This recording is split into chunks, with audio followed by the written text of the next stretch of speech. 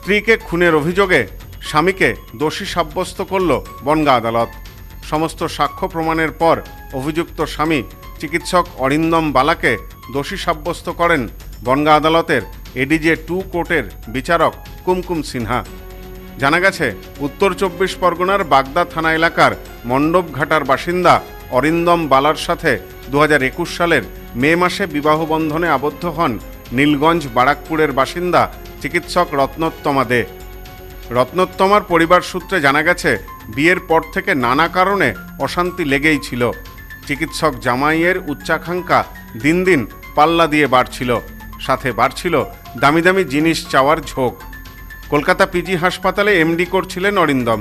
তার দাবি ছিল হাসপাতালের কাছেই তাকে ফ্ল্যাট কিনে দেওয়া হোক। পরিবারের দাবি, মাঝে মধ্যেই দামি গাড়ি, ফ্ল্যাট, কখনো আবার নার্সিং হোম বানিয়ে দেওয়ারও দাবি করেছেন জামাই। এ বিষয়ে নিহত চিকিৎসকের মা মনীষা দে বলেন, আমার মেয়ে রূপে গুণে লক্ষ্মী সরস্বতী ছিল। খুব আশা করে মেয়ের বিয়ে দিয়েছিলাম, চিকিৎসক জামাই পেয়েছিলাম। তার পরিণতি যে এমন ভয়ঙ্কর হবে, মেয়েকে চিরতরে হারাতে হবে তা ভাবিনি। তবে ও দোষী সাব্যস্ত হয়েছে। আইনের ওপর এবং আমাদের এই মামলার আইনজীবী ও মামলার তদন্তকারী অফিসার যেভাবে কাজ করেছেন, আমরা কৃতজ্ঞ। 19 তারিখ 4:05 আমার বাড়ি থেকে বেরিয়েছিল মেয়ে। তারপরে ওই আশারু চেম্বার থেকে ওকে নিয়ে যায়, সেখান থেকে নিয়ে গিয়ে বাড়ি যায় এবং রাত্রি 11টার সময় আমার সঙ্গে কথা হয়। বলে গুড নাইট, কালকে সকালে আপনার মেয়ে চেম্বারে যাবে, ঘুমন, তাই বলে শান্তভাবে থাকুন, ঘুমিয়ে যান, কোনো চিন্তা করেন না। তারপরেই বারবার ফোন করছি, সকালে ফোন ধরছে না। অনেক ফোন করার পরে অরিন্দম বালা, মানে মেয়ের দেওয়ার, বলে যে আমার দাদা ওকে খুন করে দিয়েছে, তাই বলে। কি করে মারলো, তখন বললো যে ঘুমের ইঞ্জেকশন দিয়ে ওকে ঘুম পাড়িয়ে তারপর মারা হয়েছে। এবং থানায় গিয়ে ও অরিন্দম বালা সকাল 7:15 সারেন্ডার করে। আমরা যখন পৌঁছাই, গাড়ি নিয়ে যায়, প্রায় 12:30 হয়ে যায়। আমরা এফআইআর করি। তারপরের দিন ওই ডেড বডি এনে সৎকার করা হয়। তখন কি করে অ্যানাস্তা দিয়ে আমার মেয়ের এই দুটো গলার ক্যারাটিড কেটে দেয়, 2 সাইডে, বুঝলেন।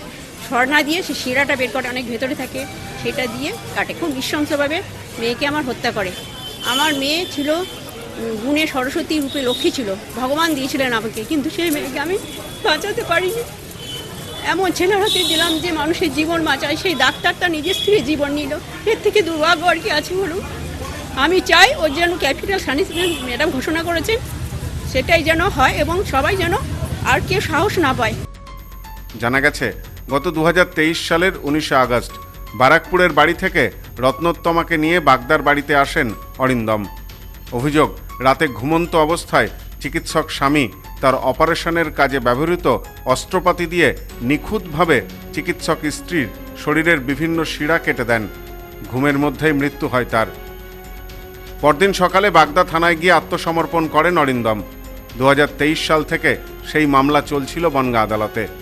বুধবার সেই মামলায় চিকিৎসক অরিন্দম বালাকে দোষী সাব্যস্ত করে আদালত। এ বিষয়ে নিহত চিকিৎসকের বাবা তথা কেন্দ্রীয় সংস্থার বিজ্ঞানী ডক্টর রাজীব কুমার দে বলেন, যার কাজ মানুষের জীবন রক্ষা করা, সেই ডাক্তার যদি কারো জীবন নিয়ে নেয়, তাহলে আর কি করব?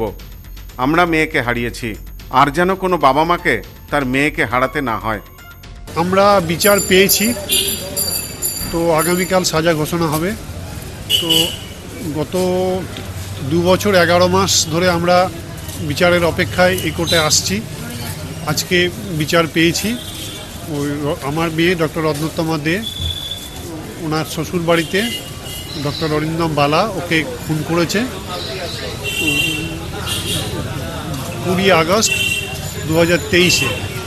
তো তারপর থেকে আমরা লড়ে যাচ্ছি, কখনো এই কোর্ট, কখনো হাইকোর্ট। আজকে বিচার পেয়েছি, আমরা খুশি। তবে আর একটা যেটা ছিল পণের জন্য, যে আসল ঘটনাটা, যে ওরা প্রচুর টাকা পণ দাবি করতো, প্রচুর, কিন্তু সেটা আমরা প্রমাণ করতে পারলাম না। সেটা শেষ অবধি আমরা সফল হলাম না, সেই জন্যে ওর ভাই ছাড়া পেয়ে গেল। তবে ও দোষী সাব্যস্ত হয়েছে, আগামীকাল সাজা হবে। এই মামলার সরকারি আইনজীবী সঞ্জয় দে তিনি বলেন, অভিযুক্ত অত্যন্ত প্রভাবশালী পরিবারের সন্তান। মামলা প্রভাবিত করার জন্য অনেক রকম চেষ্টা করা হয়েছিল, কিন্তু শেষমেশ আইনের জয় হয়েছে, আইনের শাসন প্রতিষ্ঠা হয়েছে। পাশাপাশি এই মামলায় পুলিশের ভূমিকার প্রশংসা করার পাশাপাশি মামলার তদন্তকারী অফিসারেরও বিশেষ প্রশংসা করেন আইনজীবী। একজন ডাক্তারবাবু, তার কাজ মানুষের সেবা করা, মানুষকে শুশ্রূষা করা, মানুষকে সুস্থ করে তোলা।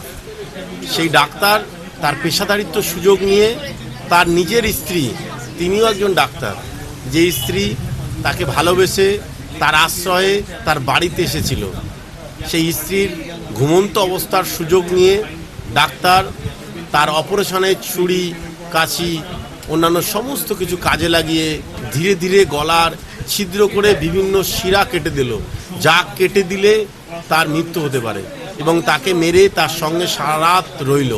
তারপর সকালে সেখান থেকে থানা থেকে জানালো তার স্ত্রীকে খুন করে দিয়েছে। খুন করার কারণ ছিল শুধুই মাত্র সন্দেহ আর বিভিন্ন পয়সার লোভ। এই তার স্ত্রী ডাক্তার, তার বাবা একজন সায়েন্টিস্ট, তাদের এই অর্থ আজকে অনর্থের কাল হলো। আজকে বিভিন্ন টাকা, বিভিন্ন পয়সা তার দাবিতে, তার জোরে সেই মেয়েটাকে, তার স্বামী নিজে একজন পিজি হসপিটালে ডাক্তার হয়ে তাকে মেরে ফেললো। কিন্তু তার বিচার পেল আজ অবশেষে এসে।